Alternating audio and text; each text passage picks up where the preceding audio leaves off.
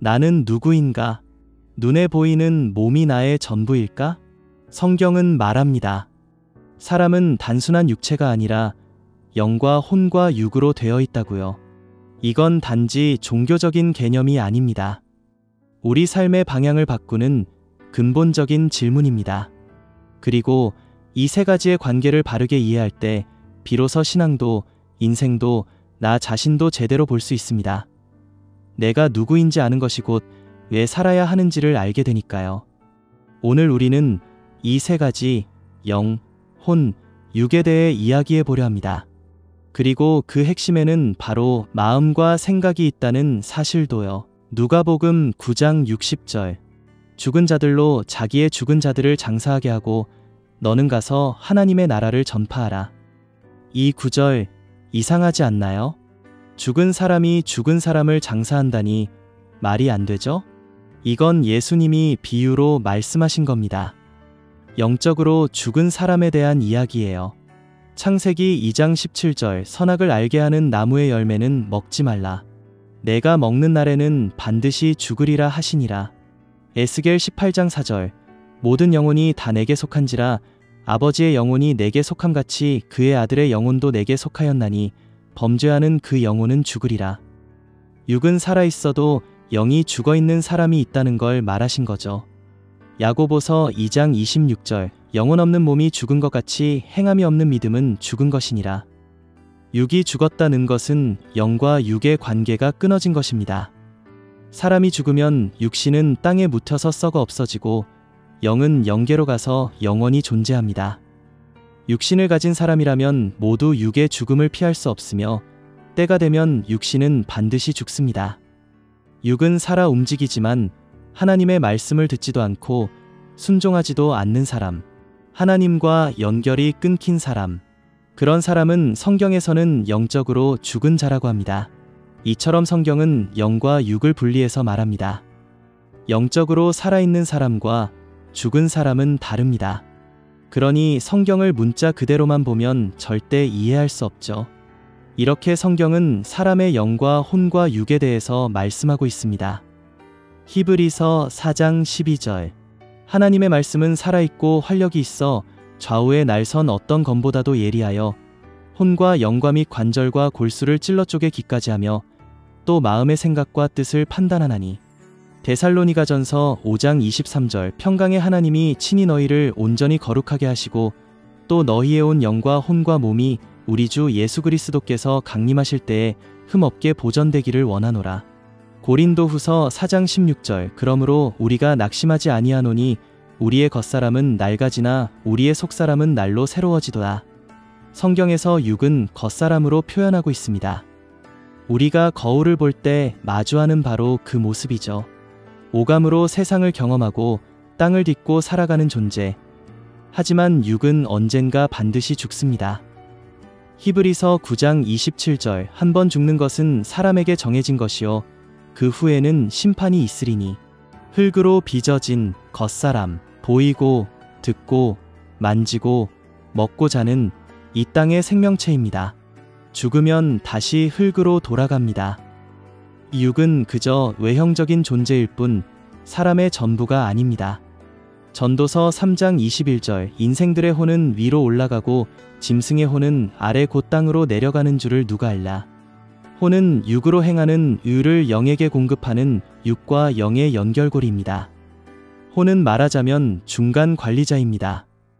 육이 세상에서 보고 듣고 경험한 것을 영에게 전달하고 영이 느끼고 받은 것을 다시 육에게 전하죠. 꿈을 꾸는 것, 그게 바로 혼의 활동입니다. 몸은 자고 있는데 꿈속에서 뛰고 날고 생각하죠. 혼이 활동하는 겁니다. 혼이 밝으면 꿈이 선명하고 혼이 어두우면 꿈도 혼란스럽고 피곤합니다. 혼은 생각하고 느끼고 기억하는 감정과 이성의 자리이며 기도할 때도 말씀을 들을 때도 가장 먼저 반응하는 부분입니다. 고린도전서 15장 44절 육의 몸으로 심고 신령한 몸으로 다시 살아나나니 육의 몸이 있은즉 또 영의 몸도 있느니라.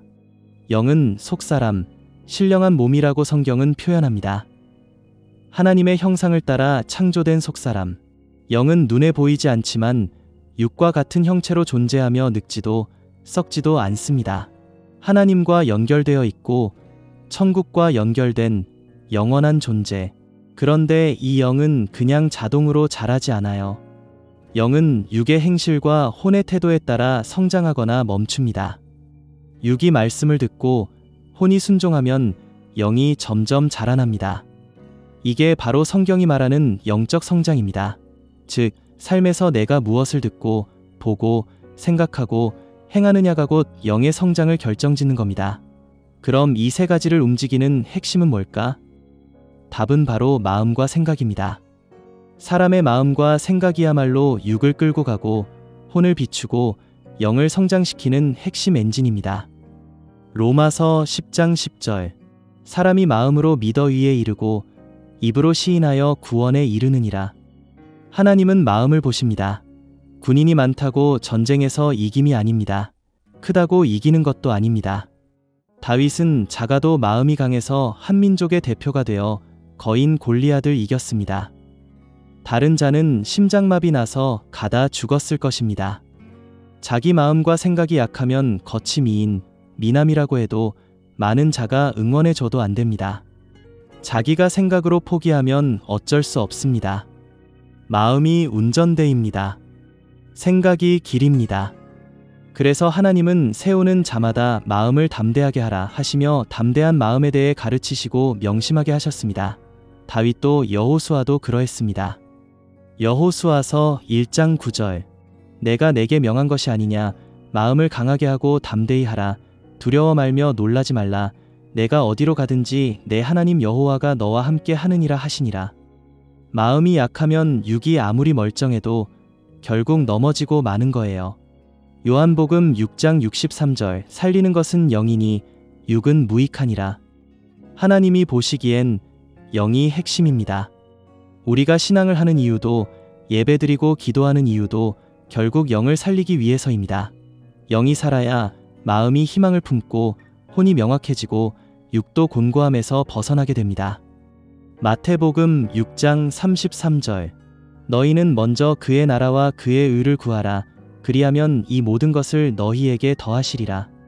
하나님은 사람을 흙으로 빚으시고 생기를 불어넣어 생명이 되게 하셨습니다. 그리고 이 땅에서 70년, 80년 혹은 100년을 사는 이유는 자기 영을 천국에 갈 수 있도록 온전히 성장시키기 위함입니다.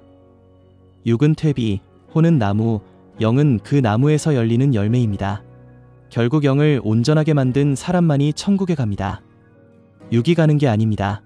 그래서 오늘도 우리는 하나님의 말씀을 듣고 마음을 새롭게 하고 영을 키워가야 합니다. 우리가 영을 위해 살면 하나님은 육의 삶도 책임지십니다. 하지만 육을 따라 살면 영은 죽고 삶은 결국 험으로 끝납니다. 사람은 육신이 아닌 마음으로 살아갑니다. 생각이 바르면 길이 보이고 마음이 강하면 어떤 환경도 이겨냅니다. 마음이 길이고 생각이 지도입니다. 내 마음이 어디를 향하는지 지금 그 방향을 점검해 보세요. 당신은 단지 몸뚱이 하나의 존재가 아닙니다. 보이는 게 전부가 아닙니다. 보이지 않지만 너무도 귀한 하나님과 연결된 존재, 영입니다. 그러니 마음을 단단히 하세요. 생각을 밝히세요. 당신의 영이 살아 있습니까? 그 영은 자라고 있습니까? 지금 이 순간부터 당신의 영을 위한 진짜 삶을 살아가세요. 그 삶이 바로 진짜 인생입니다. 그 선택이 당신의 인생을 바꾸고 영원을 준비하게 할 것입니다. 랜드마크의 마크였습니다. 감사합니다.